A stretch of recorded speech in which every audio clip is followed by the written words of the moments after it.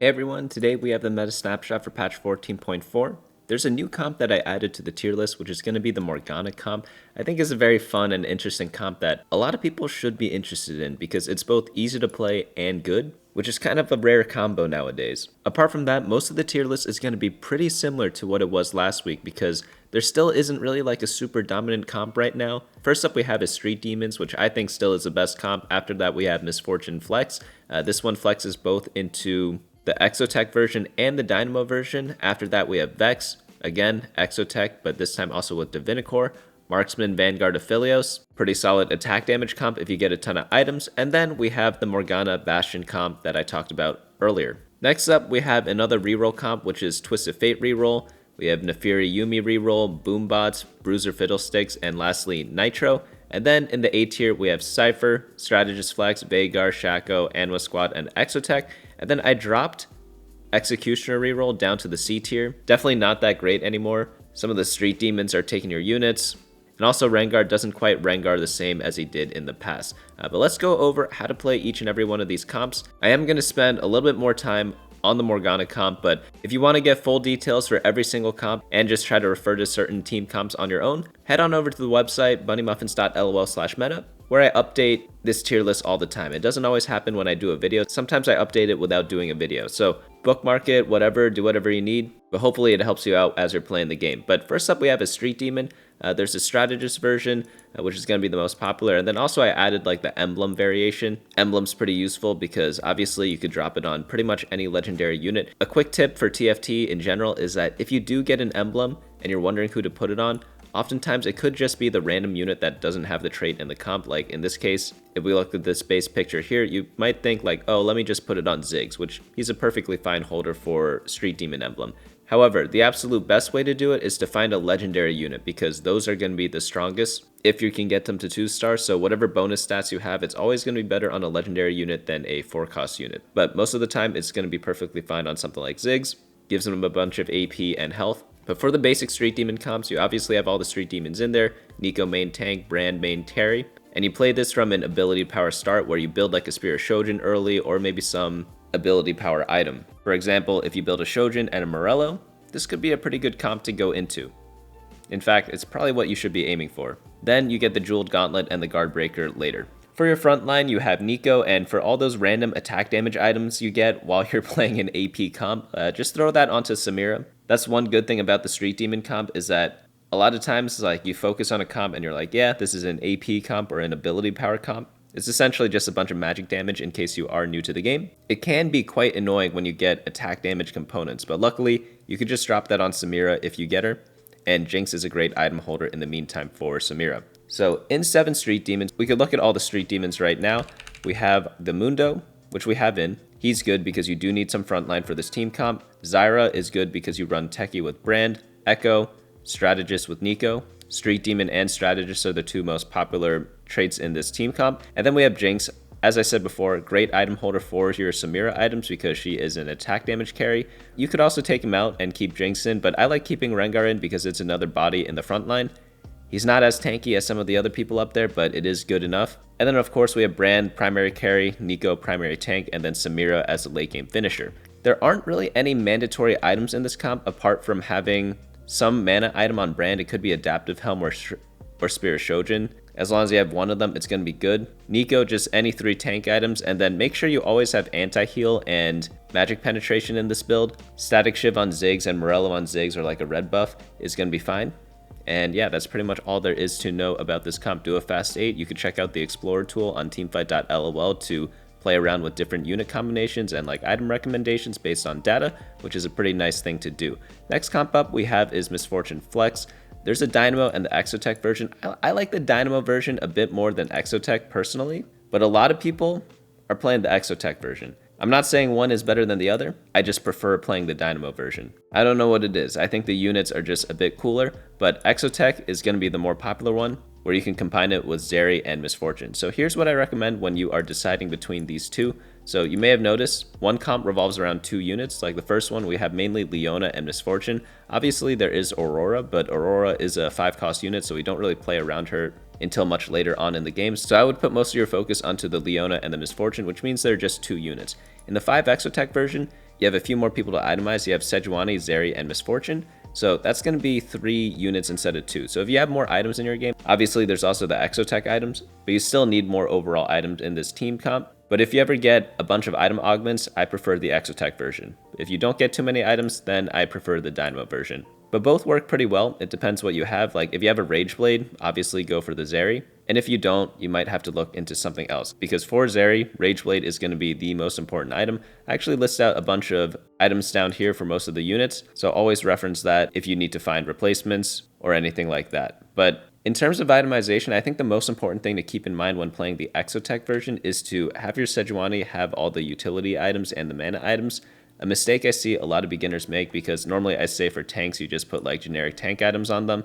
I know it says Leona there, but it's for this version and not this one.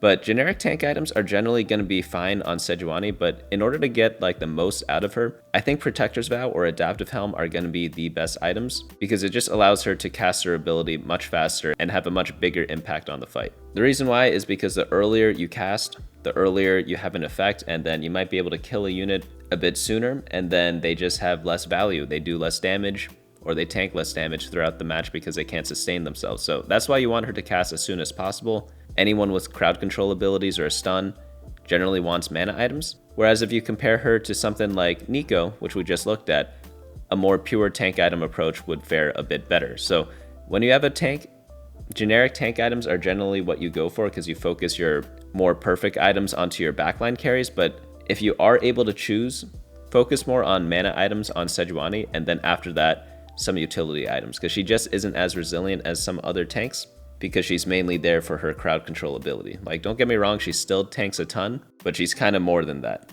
So in the backline with Misfortune, one other itemization tip is if you are running less than 4 Dynamo, I recommend running a Spear of Shojin. And if you're running 4 Dynamo, I recommend going triple damage item. So the reason why is because Dynamo gives a bunch of mana regeneration. So it's already built into Misfortune's kit. That's why you don't need the Spear of Shojin if you go 4 Dynamo.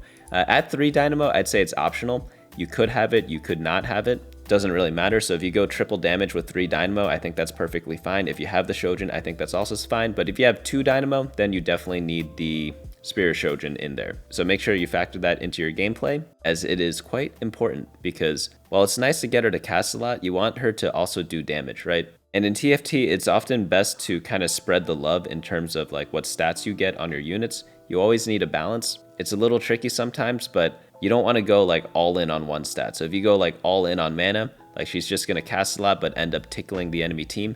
And if you build like too much damage or something like that and don't have any mana items, don't have any mana traits, then she's going to die before she casts. So you have to play that fine line and kind of dip into every little type of stat you can get your hands on. Next build up we have is Exotech Vex. This comp is one of my favorites, to be honest. Like Vex with blue buff, it just looks so cool to watch. So if you are a visual person, this is one comp to kind of try out. Personally for me, I'm not too visual, but I do like it, but I prefer playing comps that are good, and this is kind of both. It is both good and visually pleasing to kind of watch. I like putting my Vex towards like the center of the map. That way her AoE ability hits units a little bit better. Normally when I list out a team comp, I normally have one carry on the left side, one carry on the right side, or I have them kind of next to each other. But with Vex, she could kind of be in the middle. Like she could be where she is right now. She could be one square to the right. And again, the reason why I like doing this is because she gets a nice little AoE hit when she is out there. So the main decision you need to make when playing Exotech Vex is deciding whether you want 3 or 5 exo. So pretty much if your exotech item sucks, go for 3 exo. If it's very good, go 5 exo. And the way to check that is in game, you just right click on an exotech unit and hover your mouse over the trait, and it'll show you what items are available. So right now, how do we find out what items are best in exotech? Well, I like going to the Explorer tool. After that, you can go to items. I have like blue buff Vex already slotted in there with 3 and 5 exotech included. Then we could turn off champion specific stats and then look at exotech items. So here we can see that Hyperfangs and Corrupted Chassis and Hollowbow all do pretty well. Pretty much most of them do well except for Flux Capacitor. The reason why is because this item is useless in that comp.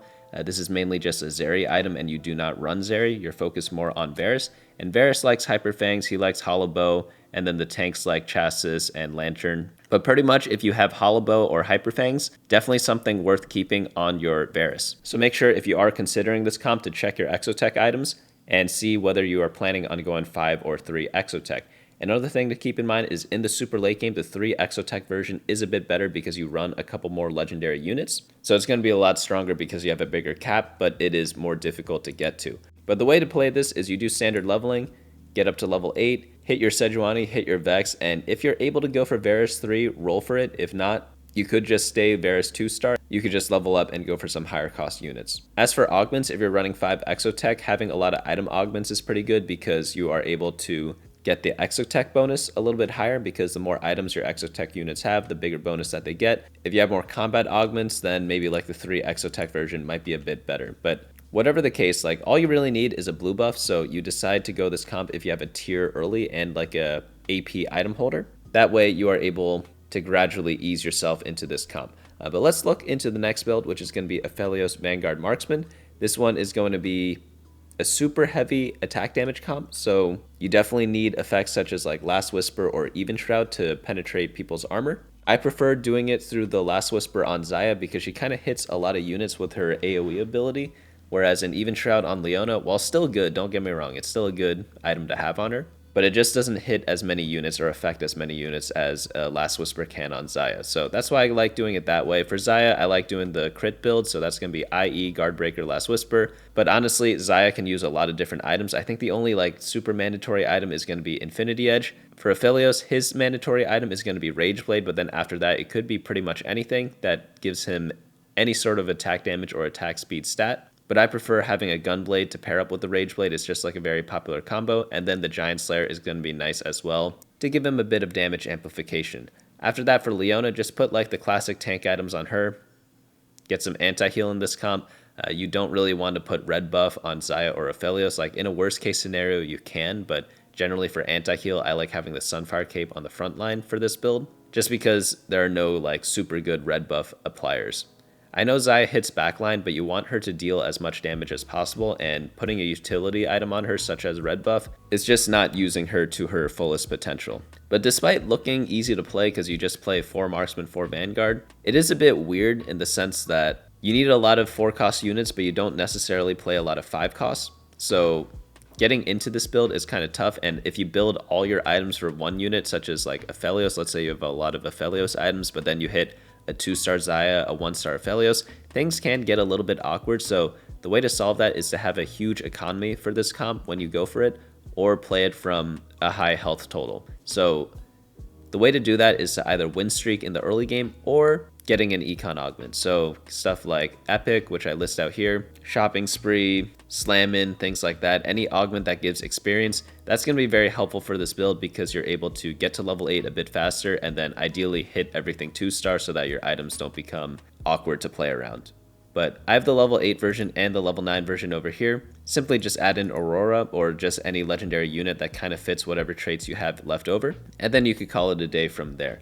Next build up we have is going to be Bastion Morgana. So this is the comp that's going to be new to the tier list this week. This is with 4 Dynamo, 4 Bastion. So I'm not going to lie here. I saw this comp on Reddit. I saw people posting about it like a while ago, and I was like, is this a meme comp? Is this not a meme comp? Because there's so many meme comps in the past that I like read about that just don't really pan out to be anything. One famous example is going to be the Innervating Locket Kog'Maw, which was absolutely hilarious because Kog'Maw's a range unit and then people were putting him in the front line with this weird artifact item, and it might steal a win or two, but it definitely was not something serious that people played to climb, but it was fun to do, you know? And for Bastion Morgana, the good news is that this is actually good comp to play. It's like a legit comp. But the basis of it is just have some sort of Bastion 3-star 1-cost unit and Morgana 3-star, and then just use those as your primary carries and then add in Dynamos and Bastions as you level up. So pretty much the strong front line allows Morgana to just whittle the back line. And the way her ability works, she throws out her little damage over time effect and it just spreads, right? Well, not spreads, but she targets different people every time on the secondary part of her ability. And it could snipe a lot of carries, which is nice. So what you want to do is play same side as people. So what that means is if they put their carry on the right side, you want your Morgana on the right side and your Poppy. If they put it on the left side, then you move your Morgana to the left side. The reason why, again, is because she's able to snipe them. So it's a super, super good combo to kind of take advantage of. And being on the wrong side, it slows down your game plan so much that sometimes you just lose based on positioning. But if you're able to sweat positioning, this is a pretty good comp to play. And it's also pretty easy because it is a 1-cost reroll comp. And 1-cost reroll, you just follow the 1-cost reroll formula, which is Econ early game, roll at level 4 and stage 3-1 until 32 gold, Econ back up, slow roll at level 5, and then on stage 4-1, roll all your gold until you hit the 3 stars. So the 3 stars you care about is obviously Morgana. You absolutely need her 3-star, but then for the front line, it could be either Jax or Poppy. I prefer Poppy a bit more than Jax, but you know, it is what it is if you don't hit Poppy. Sometimes you'll just be forced to use Jax. After that, you want to level up, put in your extra traits, so that's going to be Bastion and Dynamo. And that's pretty much it. If you do get an emblem, you could go for 6 Bastion at level 8 or 9. So at level 9, I have the Bastion emblem on Morgana, added in a 6 Bastion with Shyvana.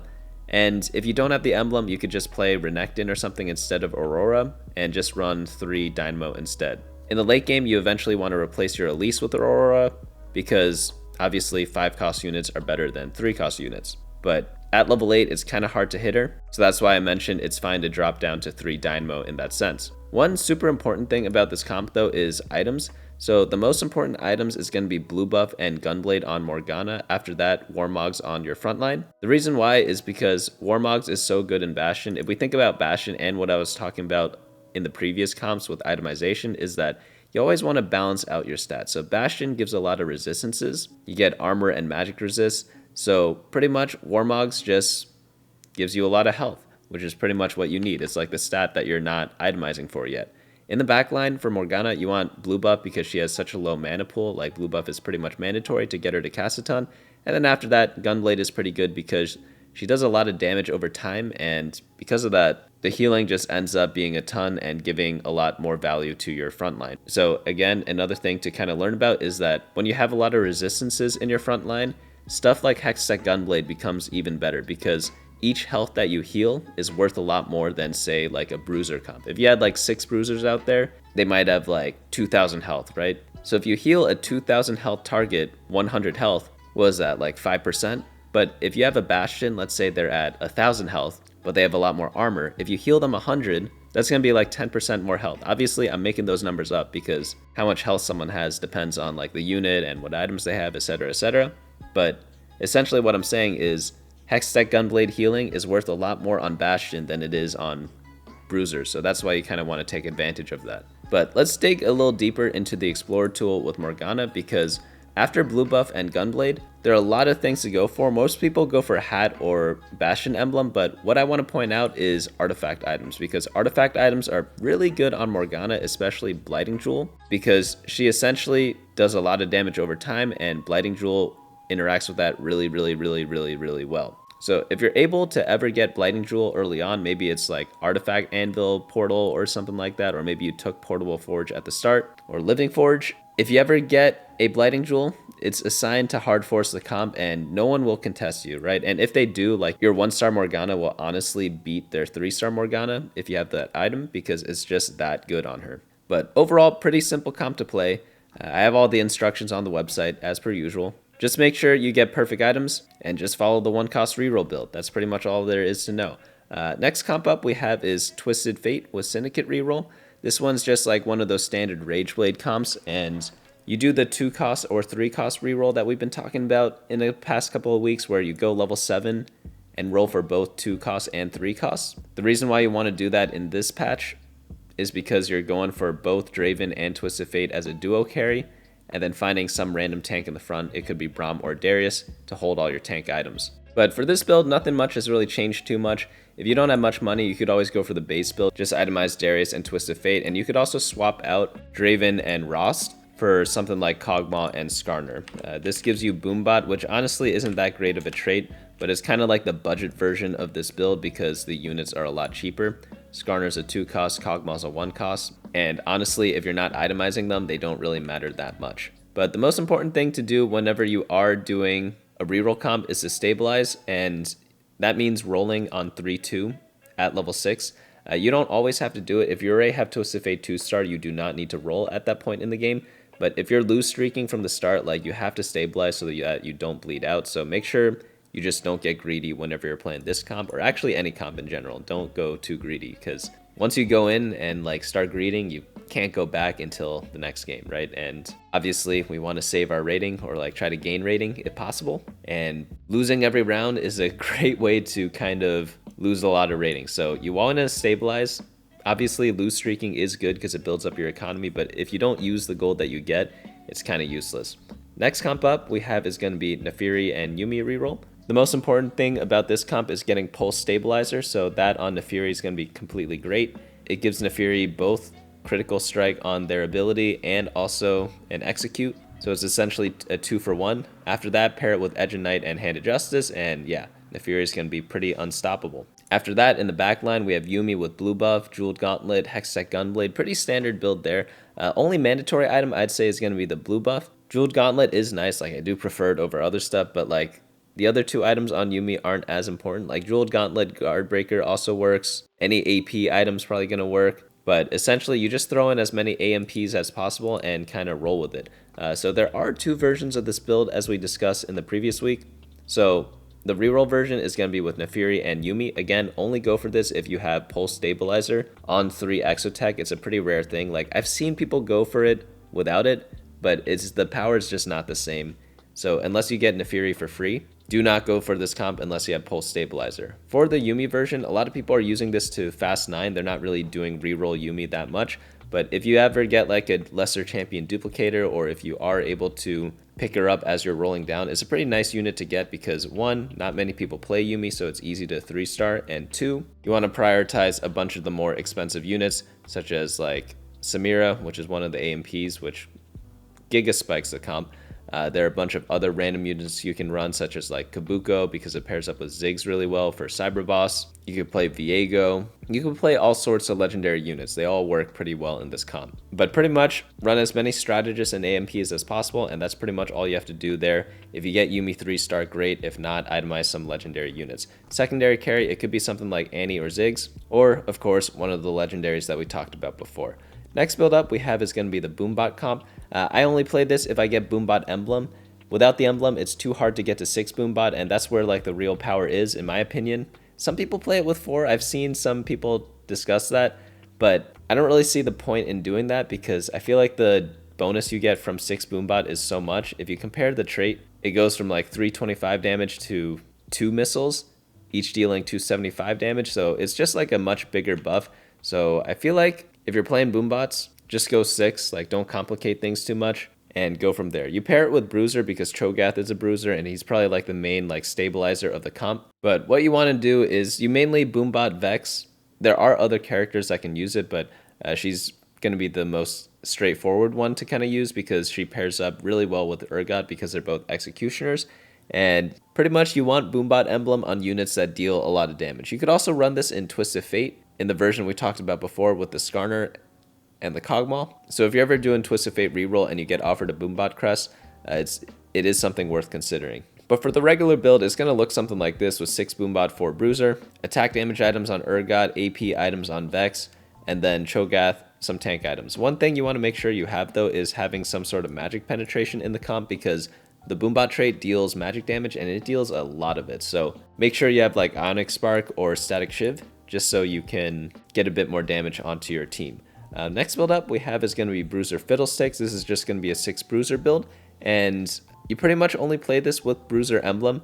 The reason why is because they added different stats to some emblems. So if you look at the Bruiser emblem over here, like if you just type in Bruiser, you'll see that the holder gains a Bruiser trait, which is what emblems do. And then for every 240 max health, deal 1% bonus damage as magic damage. So that's going to be completely bonkers because your max health is going to be dealing a lot, you know? But this comp is pretty straightforward. If you ever get a BoomBot crest early, it is hard forceable. So if you see that early on, like go ahead and take it. You won't really have too many regrets there. Or sorry, I'm talking about Bruiser. But the same logic also applies to BoomBot. If you get BoomBot emblem early, you could just hard force it. If you get Bruiser emblem early, you could just hard force this too. But it's just 6 Bruiser and then 4 BoomBot because Fiddlesticks is your main carry, so you just build traits around him and you are going to be more than good to go. You get Techies built in with Mordekaiser, which is pretty nice because Mordekaiser is a Bruiser, Exotech, and Techie. So you kind of got all your bases covered because the 2 Techie trait is pretty good because it lowers their damage if they get hit by their ability. So whenever you could splash that trait in, it's going to be pretty nice. That's why like Veigar is a good splash in a lot of different comps that have like 1 Techie unit, because getting to 2 allows you to 1, play a legendary unit, and 2, get the nice little Techie effect there. And let's talk about Nitrogen. So Nitrogen's going to be one of those comps that's like very reroll heavy.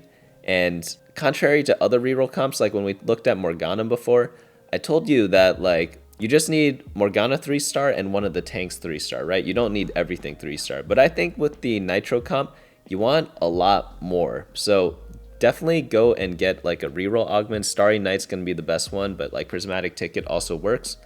And pretty much what you want to do is start stacking the T-Hex as much as you can, because there's a big difference between a 2-star Nitro unit and a 3-star one.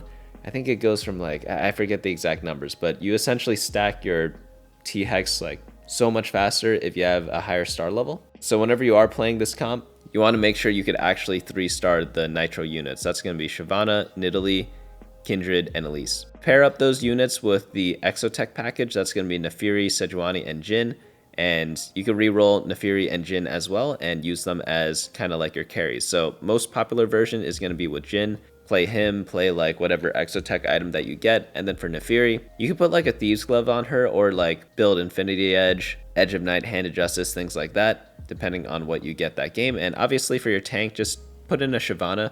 She can use pretty much any tank items. What's weird about this comp is that you deal both attack damage and magic damage, because the T-Hex ends up doing magic damage and then the Jhin does attack damage. So you could build like both Ionic Spark and Even Shroud on your Shyvana. I see that a bunch, but pretty much anything on her is going to work. Pretty simple comp though. I would only play this if I have like a lot of Nitro units early. I'm talking like 2-star Nidalee, 2-star Kindred to start the game, and maybe even more copies. Or if I have like one of the Nitro augments, I forget what they're called, but one of them gives you like an extra little unit to play with that scales based on however many Nitro stacks you have. It's called like it's called spare parts. You get like a Nitro turret, and then the other one is going to be when you 3-star one of the Nitros, they gain a little bit of a buff.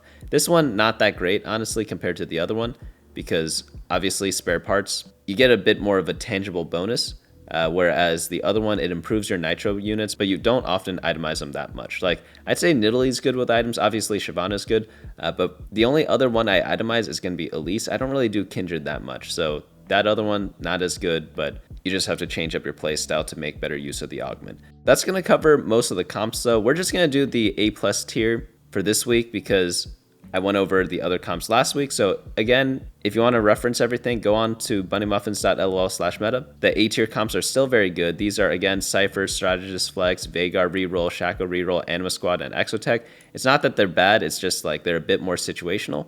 But you could also check out last week's video where I talk about them as well. Nothing much has really changed there. But of course, like website's going to be the most up-to-date and most easy to use, I think, at least. So if you know someone who plays a lot of TFT and is asking you questions because you're so much better than them, send the website over to them. Maybe it helps them out as well. Or you could hide it, I guess. Like, that'd be a little bit mean, but it's your life, so you can make your own decisions, right? So that's going to be it for me today, though. There's going to be a big patch on Tuesday, so I'm actually pretty excited for that. They're doing like an item revamp. I talked a bit about it earlier where they're completely remaking Rageblade and they're doing a couple other adjustments, removing some items, changing some items. So the game is going to change. So we should definitely look out for that. And I definitely will be updating everything once we get more info that comes out. But that's going to be it for me today. Hopefully you all enjoyed this, and I'll see you all next time.